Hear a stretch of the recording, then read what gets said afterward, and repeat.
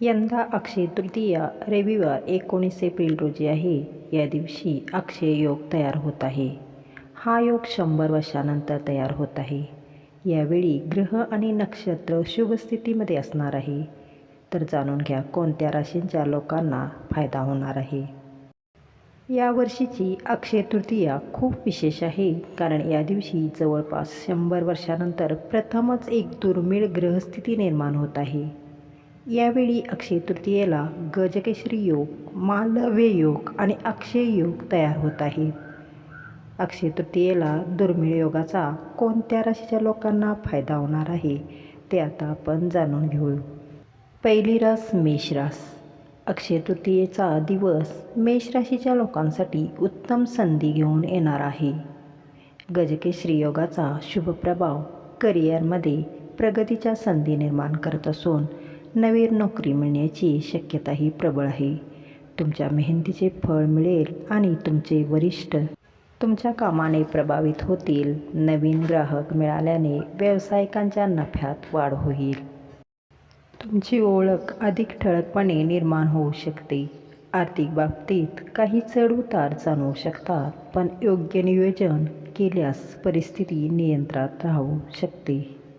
आपल्याला धनलाभ होऊ शकतो, पण तो हळूहळू मिळण्याची शक्यता आहे.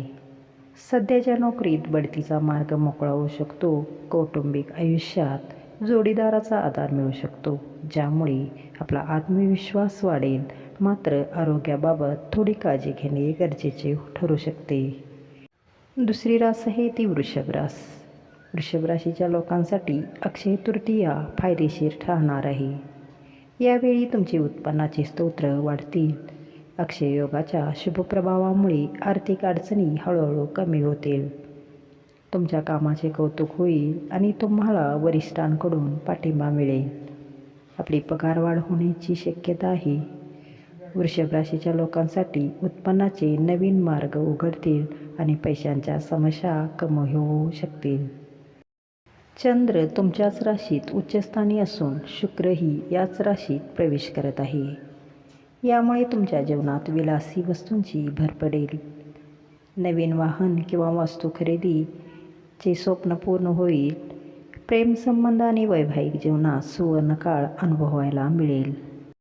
पुढची रास आहे तुळ रास.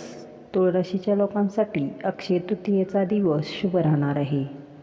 घर किंवा मालमत्ता खरेदी करण्याची योजना यशस्वी होऊ शकते. लोक तुमच्या बोलण्याचे कौतुक करतील, ज्यामुळे तुमची सामाजिक प्रतिमा उंचावेल. तुमच्या व्यवसायात प्रचंड वाढ होईल. तुळ राशीच्या व्यक्तींसाठी हा काळ हलकेपणा आणि समाधान घेऊन येऊ शकतो.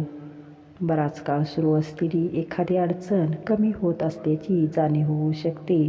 कामे वेळेत पूर्ण होण्याची शक्यता आहे.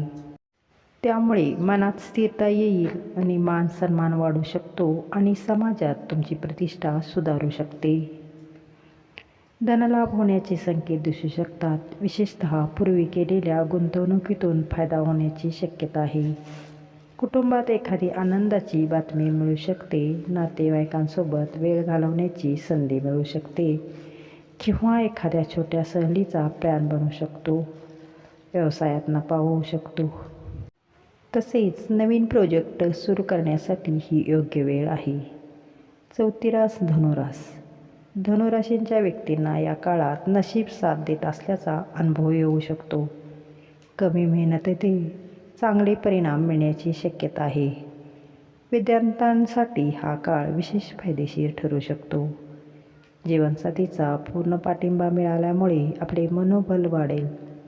तसेच समाजात तुमचा मानसन्मान वाढण्याची शक्यता आहे.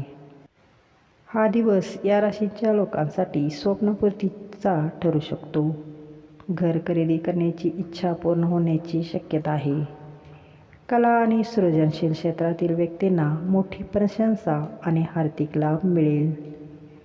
पदोन्नती आणि पगारवाढ होण्याचीही शक्यता आहे.